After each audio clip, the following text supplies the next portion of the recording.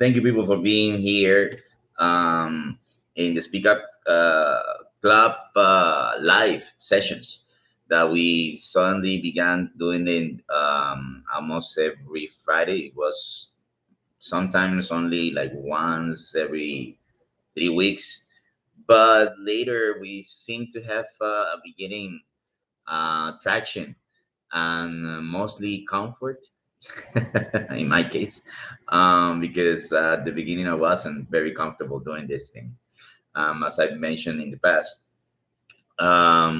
working in front of a camera is not the same as working in front of people, and I can make a similar to that as when you are, for example, playing music. Playing music to a TV screen or to a monitor is not the same as playing with a band. And that's so cool to have, other musicians to give you that necessary feedback in the music at the moment that in which you are exchanging and connecting with musical notes. It's incredible. But even better than that experience is obviously playing with people. Now that speaking about it, my own experience as a musician, I did not really fare well when playing with people. I was a bit too shy, and that was always a thing that haunted me all the way to becoming a teacher. Can you help me with the light? I forgot to turn it on. Thank you. So, as I was saying before, it was a little bit of a problem for me because I learned music and performing music. Thank you. In a church, playing gospel music. It was great. It was awesome. Great experience. But it was frightening having to have people up front. Now in a church, you were not really expecting to receive, people throwing at you tomatoes. Not like playing public, but when I began playing for regular people, yeah, that might happen sometimes. I never got hit by any tomatoes, but we, I remember this time which had a little bit of booing, not booing necessarily. It was more like heckling, but it was bad. It was bad. It was devastating. The feeling that you can have of people not enjoying what you're doing and instead just heckling what you're doing. That heckling sensation, I can say, was a thing that I had to learn to deal with when I became a full uh, teacher in a school, and that was like what. So let's begin with the topic of today, which is me living as an ESL teacher here in Ecuador. Before I came here to Ecuador, obviously I need to give a little bit of background. I shared many years the experience of working alongside great teachers, incredible good people that were of great influence to me, teachers of me. They taught me skills that I never had before. They taught me they showed me the ropes of how it is to live as a teacher.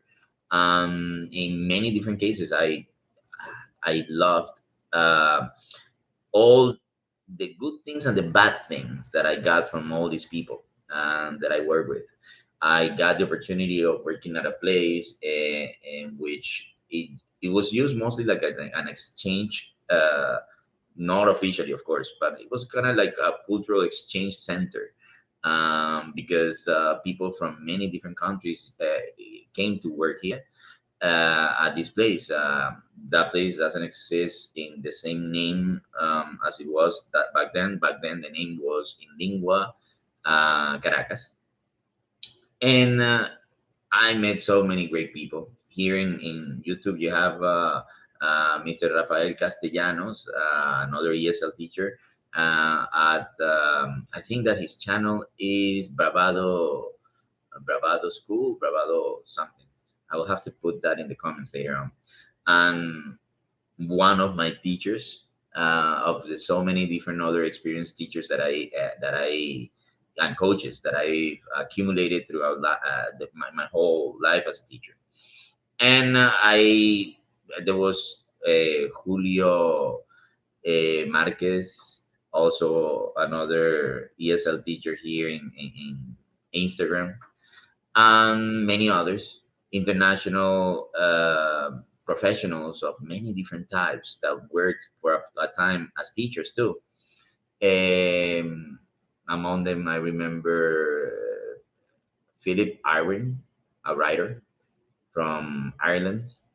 It used to be my boss. I had Laurie Team, Kate Hyde, and I had other different bosses back then that were really influential in the way in which I had to develop professionally in the field of teaching, since becoming a teacher in itself was not really something that I had uh, purpose myself to, or poise myself to, from my formation back in university. I never studied back then, of course, anything related to teaching. I studied something totally different, however connected, which is philosophy. That's why I'm majoring and in UCB.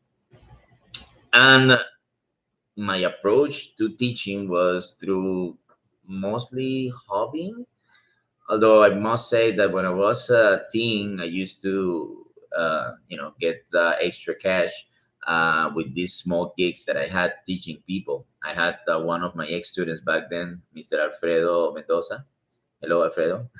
It's one of the people that are there live in our um, live through Instagram.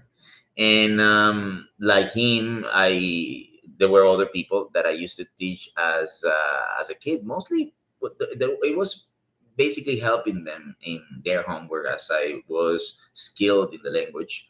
Um, but when I grew up, I did not really pursue anything related to language training in itself. I just took a couple of courses that helped me with my grammar, but nothing else apart from that. I never really even finished a course.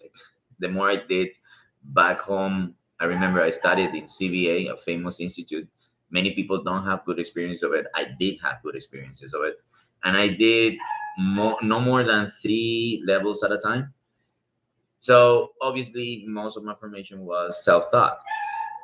But when I got into college, obviously I got involved into reading really serious stuff in both languages, and obviously my language skills had to or grow, or I couldn't really have graduated if I didn't. You can say that obviously my approach to it was more academical than it was just living. I had part of it living through the experiences of having some friends that were from other different countries and with whom I only spoke in English. But again, not a thing that was all the time happening. I was still living, like many of you, in a context in which Spanish or first language was Spanish, and of course, you learning a different language when the context is contrary to that language makes it really difficult. Makes it difficult to sustain with time, especially to grow in leaps. That's the reason why the majority of people will obviously say or get to the conclusion that if you want to master a language, you're supposed to go to country in which that language is the language that you want to learn, and surely, you will definitely master that language in short time. Then, of course, mastering that language outside that country is cumbersome, just to say the least. My great experience at meeting all these people from different countries. I met people from all across Europe, the U.S., Canada, uh, across Africa, many countries from Africa, English native speakers like from Nigeria, from Botswana, from South Africa, etc., Kenya as well. And I met people from different places in Asia, different accents Australia as well. We were exposed to so many different accents and so many different ways of seeing life that I can speaking for myself, my brain definitely suffered a great transformation. That transformation that I normally speak to my students today, that it is true. I mean, traveling in itself is an education experience for whomever wants to get good education. Just because you're going out of your comfort zone, you're getting to see the world for what it is, getting to grasp things for what they are, and your brain needs to cope with all those different changes that as a person you have to experience once you get out of that comfort zone that is your own country, your own culture. Now, my experience working for in lingua was great, but still was junior in comparison to what I had to learn once I became a full-fledged independent teacher. And that happened 3 years before I came here. I came to Ecuador, and at that time, I needed to really understand what it meant to become a professional, as in this case, an English trainer. Understanding what the real necessities of my students were and how I could actually assess them and work plans to make them really appreciate that thing that I was doing. And of course, I started earning a life that I couldn't really grasp before, because when you are an independent teacher in that level, obviously you make money that is totally different than if you work for an institution. So for all the teachers that have worked for institutions, well, you have that. Now, obviously, the last 2 years that I remained in my country, in Venezuela, in Caracas, made it really difficult to keep the good prospect of life, if only we were depending on salaries. Though my earnings were made on directly in dollars, I actually got the great fortune of in my last 6 months working there, um, earning a salary in dollars, and that's not something that many people could say back then. Still, was not good enough to make a prospect of life. And for some people in the audience, I need to explain that having a salary in dollars in Venezuela, the currency situation is really complicated. So of course, whomever has the capacity of earning salaries in dollars have a, have way they are way better off than the rest of the population. Just that, not to enter into more details. I got lots of dogs today, thanks to the dogs. They're saying hi to all of you people. So again, as I was saying, I we and me and my wife, we saw ourselves uh, thinking what other better options we could actually try to reach. And of course, for many Venezuelans at that time, leaving the country was the best option, right? So, but we all know that leaving a country is not, hello, Talia, another person that joined, thank you. Thank you for all the people that are here. Ayman, Alfredo, Gise, possibly Labors. Thank you all. Thank you all.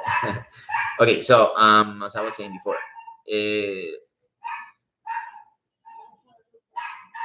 yes, it was not really a good, let's say, the options that you have when you want to travel to a different country are obviously limited on many different conditions. Among them, of course, your capacity of obtaining paperwork really fast. In my case, it was difficult because until that time, I still had not finished or had not graduated from my university. I was on the last, um, yeah, basically the steps of paperwork and yes, and dissertation. And okay, getting to travel to another place once you still haven't graduated from university in itself is a big challenge because getting a good job, blue not a blue collar job, but a good job, you require to have more than simply a high school degree, for sure. Okay, even as a university graduate, as an undergraduate, you still face a lot of different complications to get best positions in whatever job you're applying for if you don't have more than simply just the graduate degree. So that's an issue that many people, many professionals today have to face. So of course, for us, we started, circling down, closing up to the options that we could apply for. I had the dream for many years of traveling all the way to Japan. That was one of my one of my best destinations to possibly try in life. And I could tell that as a single person, it probably could have worked for a while. But now, as a married person, I am glad I never did it because, well, Japanese people can tell you living in Japan is extremely expensive. And that was the second option that you need to consider if you're planning to travel to another country, which is how you can, let's say, how can you grant sustainability, economic sustainability, okay? The type of work that you will be capable of doing there, the type of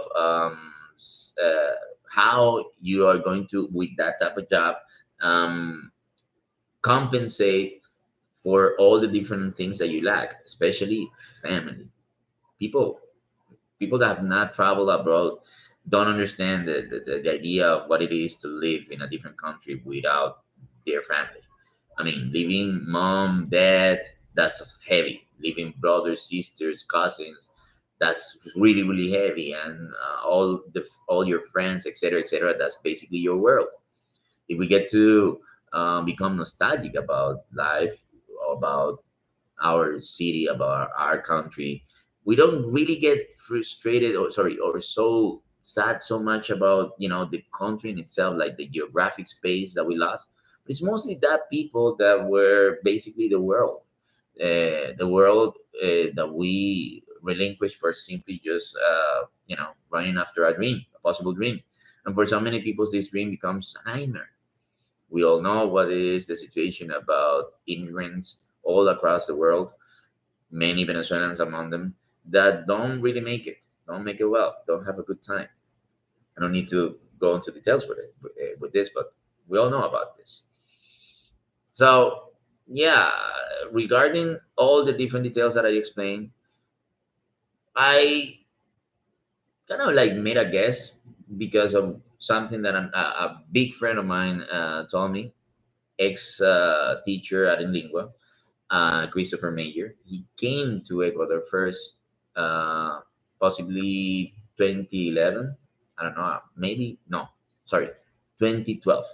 That now that I remember. Well, 2012 he came to live in Ecuador, and he explained to me that he even worked for the in lingua version in Ecuador they had here. Must say that that company doesn't exist either. Strange coincidence, but that's what happened. So of course, I did have a good reference from a person that I knew that actually worked as an ESL teacher. Being the case of Mr. Major, a really, really different of us. And he shared all the different challenges that he himself had to go through because of many different things that he has to live through because of all his personal conditions. I don't need to explain them, though they might be a little bit similar to mine. When you see me in the street, many people don't necessarily have the best first impression, and we all know that's a problem of the world, the problem of perception. And he had a little bit of that too. So again, I don't want to expand so much on that idea, but when he said that he didn't have a bad experience, that encouraged me a lot. I shared that to my wife, and we said, well, why not? So there was the case of another student that I had back in Venezuela, a very good friend of mine, Mr. Miguel Munoz, who decided to speak to his, he went all out of his way to speak to his brother, uh, obviously Ecuadorian, speak to his brother that was living here in Ecuador, and they said that at his brother's job, they were looking for a person, a professional that could take over a particular difficult subject to teach. So he contacted me. No, no, actually, they didn't contact me. My friend told me about it, and I through them sent my papers. So I could say that before I got to Guayaquil, I had already one foot in the job that I am working at the moment, and in the institution that I am working at the moment. It's the same place. Right now, more than 6 years. I started working there in 2016, and that was the next step for me in my experience as a teacher. I can say that teaching just before that moment was a complete different deal. It was not the same. It is not the same at all. Teaching to a person that is interested in getting the language, that struggles to learn the language because of difficulties, etc., than teaching a group of kids that, of course, don't care for learning a language. They are there because the parents want them to have an education, but not because they asked to be put there. And you know how it is. Iman can tell me a lot about this. It's not that easy to receive constantly instructions when you're not really ready to get instruction. And I understand that because I had to be a teacher too, a student, sorry, too, in my day. And being a student meant to, sometimes not being completely awake. So many times that I was at school and I was not 100% at school. I was looking at the teachers saying stuff to me, and I was in some other place. Why? Because no, that's something that happens to every person at that age. It's a normal thing not to have the best form of attention, or at least not the best mindset of attention that you could have. It's normal. And I guess that my students had to go through that situation and somehow bear me learning along the way. And I had to learn really fast, believe me. These kids, one of the things that I must say about these kids is that in the past, I didn't really care so much for humanity. I didn't at all. I preferred animals and plants, definitely. But these kids, they taught me how to love humans. In reality, it's how it is. And if you don't learn how to love humans, how to love these kids, oh my God, you're up for a really, really terrible moment because there is no way that you can bear with the day to day at school, working in front of kids that are more than capable of telling things to you up front without any remorse because it's their time too, right? When you are a teacher in a school, when you're a teacher in front of 20, 40, 50 kids, they are with you and you are with them. They have to bear the time that you are with them, and vice versa is exactly the same. And when that happens, there's so much of cultural, emotional, psychological exchange during that period of time that without love, it will be just simply abuse from both sides. It will simply be abuse. And I don't recommend it at all.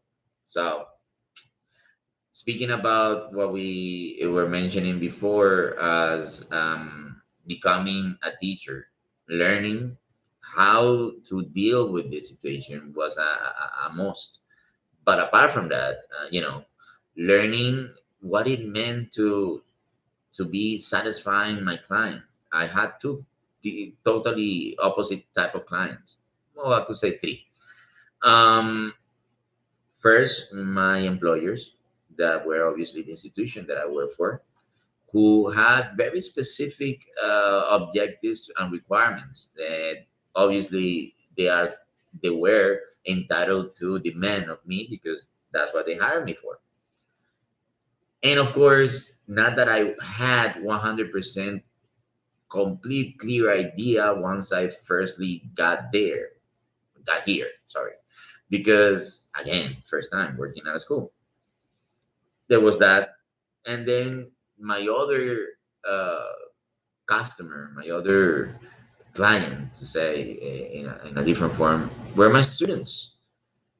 I remember my first year was so traumatic. I had to work with high school first.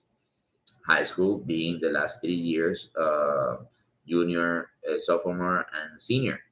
And the subject that I had to develop was the subject of speaking. They hired me specifically for that. I remember that I had three courses, three levels each, 3 hours a week each course. And there were some courses I didn't want to see at all. I'm sorry. If any one of my ex students are watching this, I'm really sorry that I had to confess that. But it was difficult. It was difficult. I could make the comparison to this experience probably for people that have lived in Venezuela. You know how it is when you have to when you have to enter a slum, a barrio, for the first time, a new one. Someone, it's not the place where you live, visiting another barrio. Okay, when you enter in one, there is this phenomena that people that have done this have to live, which is seeing the narrow alley and all the faces staring at you. That sensation is more than demeaning. It's just frightening at the beginning. If you're not used to, you sometimes even pull back. You say like, "Oh, I don't want to go," because that sensation is weird. Okay, it's a weird sensation, but it happens. Okay, and the same sensation is what happens in a school when you enter, in this case, in a place, and specifically when many, not necessarily all, but many were hostile to you. Even worse. So I remember that it was particularly hostile with my senior years. Two, not one specifically, one of the courses of the senior years was really hostile because apparently they were used to being, let's say, they were used to being approved just because they knew how to speak the language. So of course, as they knew how to speak the language, having to speak the language at a moment where the teacher asked, they never really saw it as necessary, only when it was an exam. But if it was not an exam, they preferred not to participate and therefore go to sleep. And how do you make a group of kids that just want to sleep? They just basically just want to sleep. They give them their back to you and say, "I don't care. I don't care what you do." It's not that you can shake them off. I'm not speaking about kids. Oh, the life. Oh my God, again. If you can disconnect it and connect it back. Is the cable? Oh no. Well, I can do it here. As I was saying, they were not really kids. They were uh thank you. They were senior year, so some of them already were legally of legal age, 18 years old or more. And again, bunch of kids that age. What can you do to keep them away when they don't want to? Words. When they say that the parents are paying you for them to be there with no motivation whatsoever. So of course, it was heavy, heavy, heavy, heavy on me in my first year, having to make everyone participate because that's basically what my first customers wanted me to do, having them, all of them, to participate in every different activity, having each one of those activities that I have to develop being in the context of what the subject demanded of me, which is speaking. So of course, keeping them in the L2, the language that I'm teaching, and having to deal with my second customer, the one that is completely 100% resistant to play along. In itself, that experience have always been a deterrent for people that do this type of job. Work as English teacher in a school. Not easy. Not easy to do. Not easy to make it, let's say, at least satisfying. That's basically the point. I mean, you can do it if you take things. We have problems with connection, apparently, in YouTube. Oh, YouTube is back. Okay. Hello, people. YouTube. We had a little bit of problem with connections there, but we're back. Thank you. So again, having to deal with these issues had to, or put me on a strain of me gaining as many uh, skills as I could do.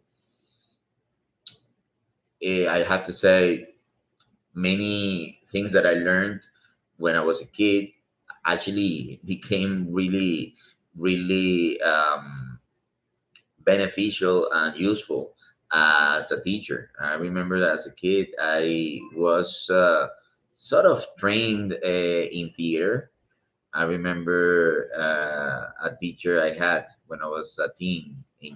That this all was experiences from church where I learned how to play music too.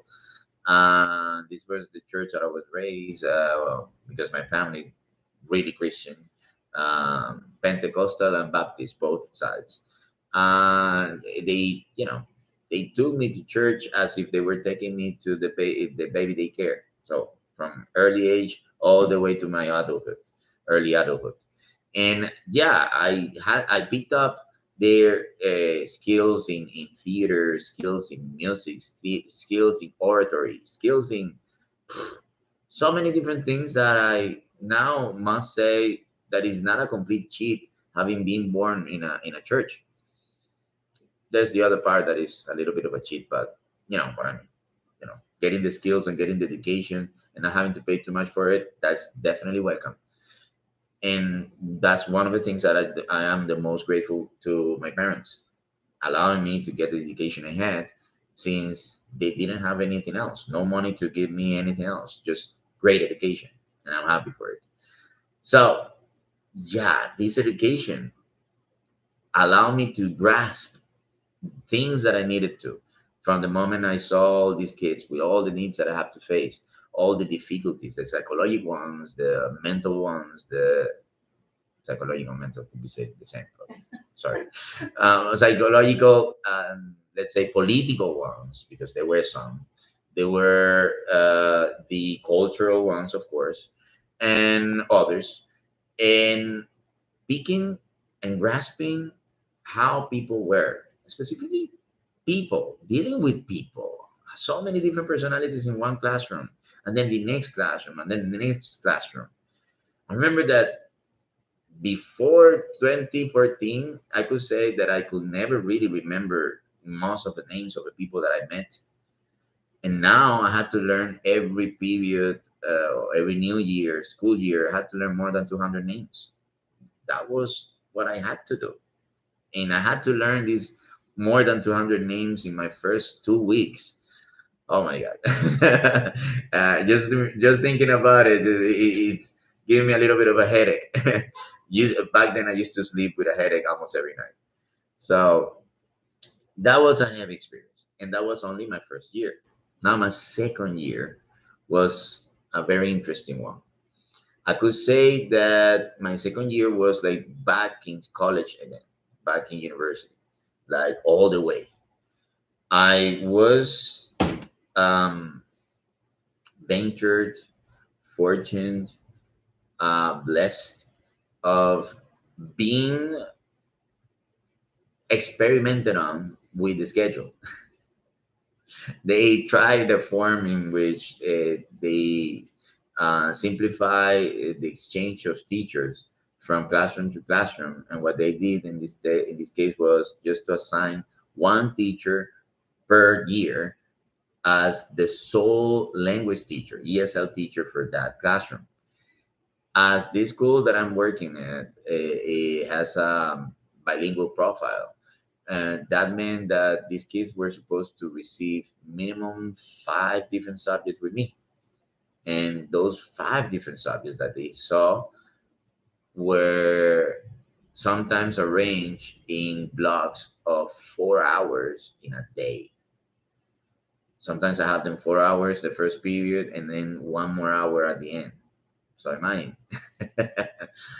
these kids, these kids are a great part of my life, and they will always be a great part of my life forever because I had nightmares for months with these kids that then became dreams, that then became, other different things. It's curious how we get to be transformed by this crazy thing of meeting another person. You know, a person is supposed to be a meaning itself, and every person is supposed to be a world. So, what it happens when two worlds meet? And what about thousands of worlds meet?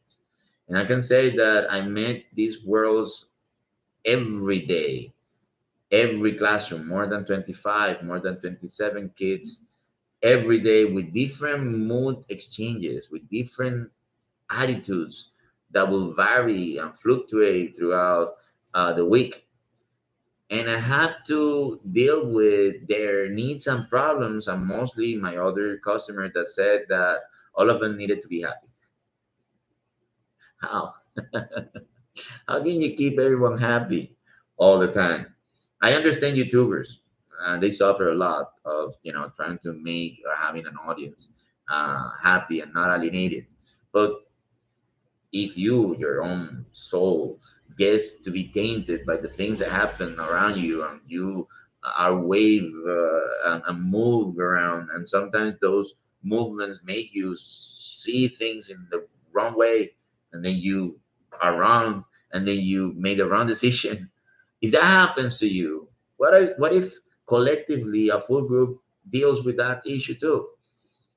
And if everyone is in a big mess mentally, the whole classroom in itself becomes what? It can become hell. And we sometimes live some hours, at least minutes at a day of hell. But then we manage to reach peace every day. We manage to reach peace. I think that even helped me with my own marriage. I'm always telling this to people. Living with people is not easy. And living with people that you married to is not easy at all. It's even more difficult. Why? Because they're not your family, obviously. When it is your family, you excuse them by saying, it's my brother, it's my mom, it's my dad. But living with someone that is neither of them, it's like, it's my wife or it's my husband. It's difficult. It's difficult because you obviously have to live your life by constantly making a projection of everything that this entails. And if you slip up on being of that awareness, you can mess up your life terribly. You can do stuff to the people you live with that will simply just give you back toxicity. You make your life toxic because you come out toxic, and you have to be careful. So the same thing happened with these kids. Getting mad at them was never really something I could profit from. But there were so many different reasons to be mad at them. Just sending homework. I was obligated to send them homework. For what? For, I don't know, less than 40% of compliance? Come on. And then if you fail more than three, the whole school was against you, because then that meant that you were a bad teacher. Yeah, those are the standards that you're put to if you're a teacher today. Maybe teachers back when I was a kid, they never really had to deal with those things. And I remember that in a classroom, it could easily be that at least 30 of 60 of my classmates had to go to supplementary. Yeah, and if they never passed that one, yes, they for sure had to repeat the school year. Today, that doesn't happen. That doesn't happen here. That doesn't happen in my own country. That doesn't happen in most of the countries in the world. The education systems of the whole planet have changed to making things more difficult in that sense for teachers that never went all the way to trying to reach their students. Doing that, reaching your student, reaching out your students to making a contact that is beyond simple the obligation. So the academic and even the spiritual part gets transmitted. Doing that, not so simple. That group, um, whom I was speaking about just before, that taught me so much, had made me literally spiritually connected to them, and I possibly will be connected to them all my life because I see them all the time. I'm not teaching them. I haven't taught them for 3 years, and I still see them all the time. And as long as I live in this city, I will. And I know for sure that they're always gonna have at least any reference or some reference about anything of what they learned during those years with me, because somehow I acted like a foster parent to them. That level of closeness, that level of connection that I had with so many different uh, so many different. Mr. Raul is here. Hello, Raul. So many different souls at the time. That level of connection was not for granted. You cannot really take it for granted. You could actually lose it, but it was not something to scoff off. It was something that developed into different ways for me to actually project myself as a professional in my field. And I owe it all to this group. I can say that I am a much better teacher than I was just because of them. And I am much better teacher now in this moment with my new courses than I was with them. So sorry, people. You saw the diamond in brute with me. Sorry, people. But thank you again. You guys were incredible with me, and I'm really glad that we shared this time. It was very important, and for that, I must say that those were seeds that helped me, let's say, thinking beyond the conditions of sorry, the conditions, not the limitations of what a classroom is supposed to be. Thinking on them, I started with the idea of, if I receive so much from them, I'm supposed to give something back too. Well, at least I was taught that way from by my parents, that whatever you do, whatever you receive from someone, you need to pay it back in a way. Okay. And I am announcing today the opening for specifically this group of kids.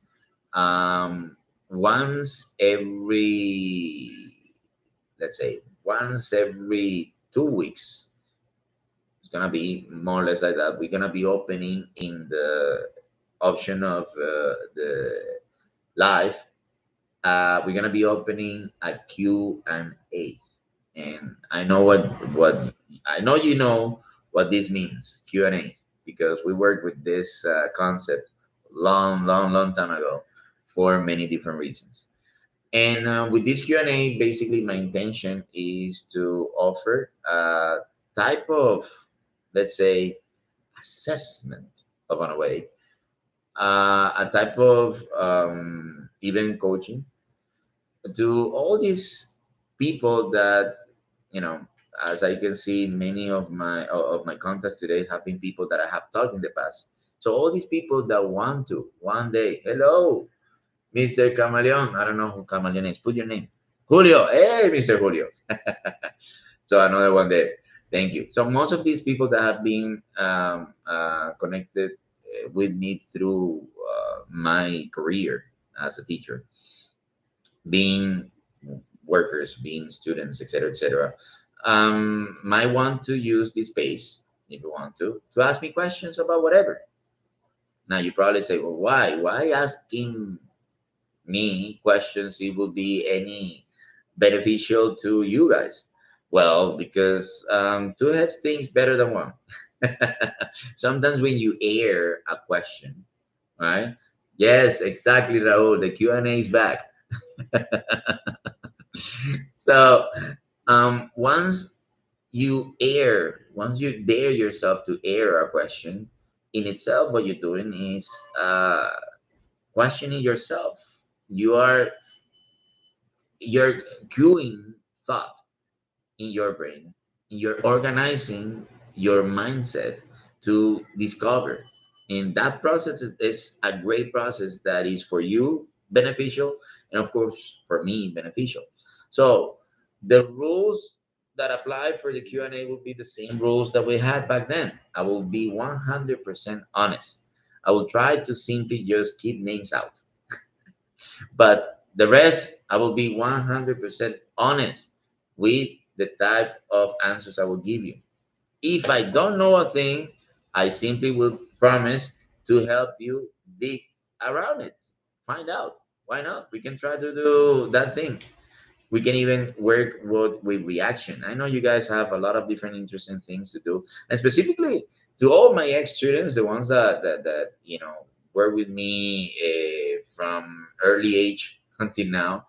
You are facing stuff now that you're a little bit older. You're facing stuff now that possibly you find it hard to say, difficult sometimes to ask maybe some other adults. And I'm giving you the option to do that live in front of a lot of people.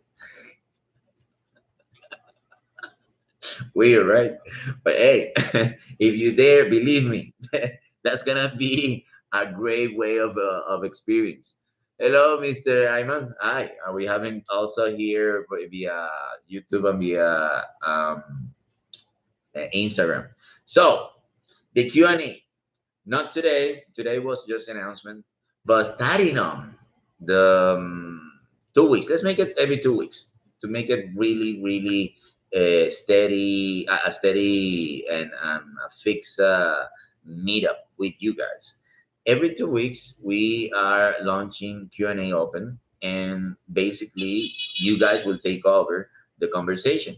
I simply will try to follow what you guys want me to speak about, and who knows, this can even evolve to making some sort of a mixed up with other people that want to try and participate. That would be awesome.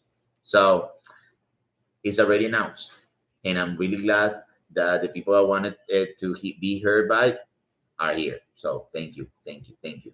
Now before I go, because it's time, let's see some questions. Now I'm gonna be taking the time to check in this yeah, the chat is in YouTube. I got Mr. Iman. I got Mr. Jeffrey. Hello, what's up? Uh,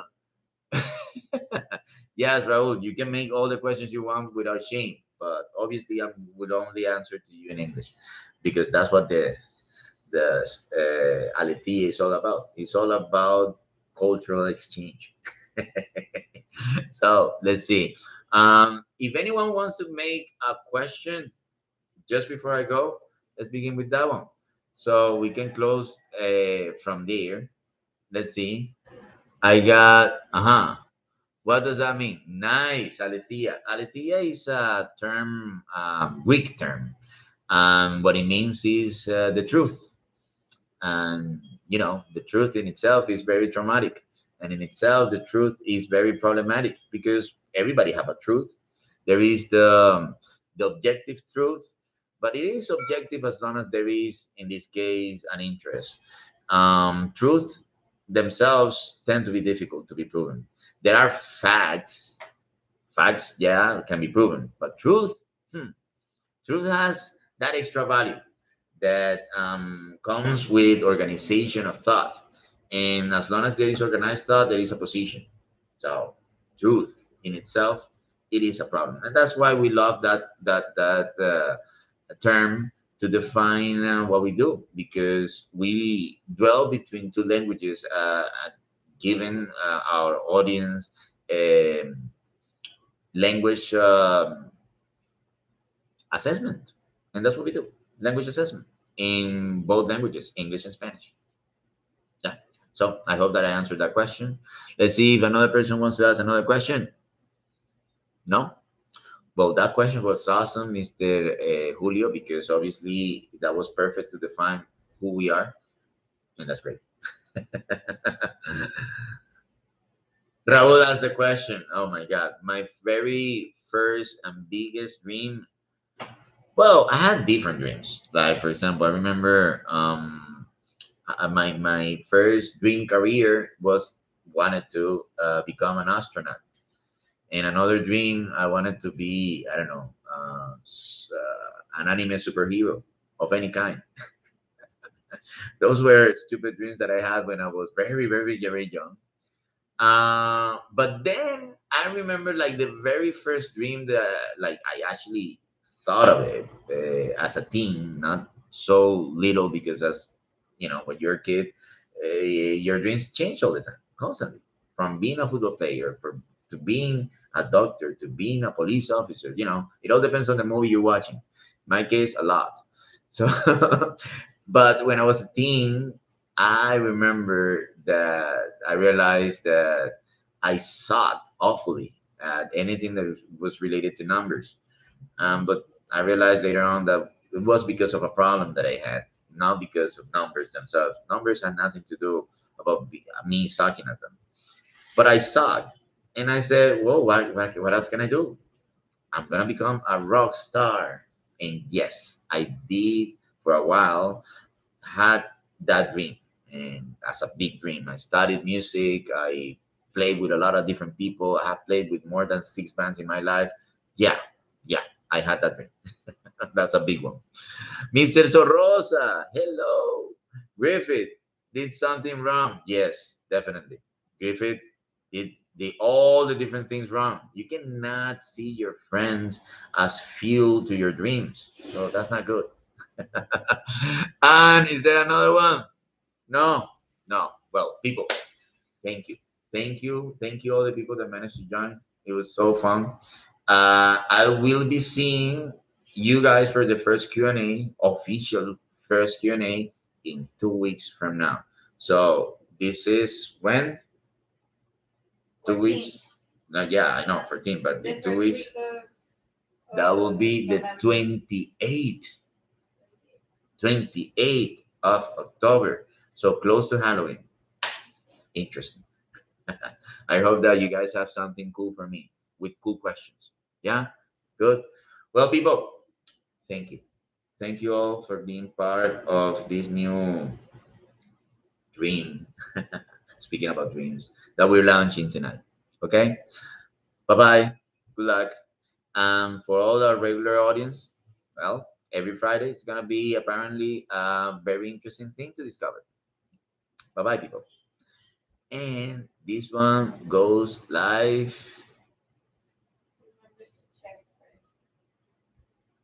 now here. Yes, I want to leave. All right, bye bye. And in this one, Danny. Hello, Danny. Okay, yes, definitely. In 2 weeks, Danny, we're gonna be here. Okay, so I invite you, Danny, at this time. 2 weeks. Bye bye. But we have next week also. Yeah, well, but we have Not the Q&A. not the Q&A. Now I don't know how to get out of yes, here. Bye bye, people. Good luck. He was that Danny, Danny,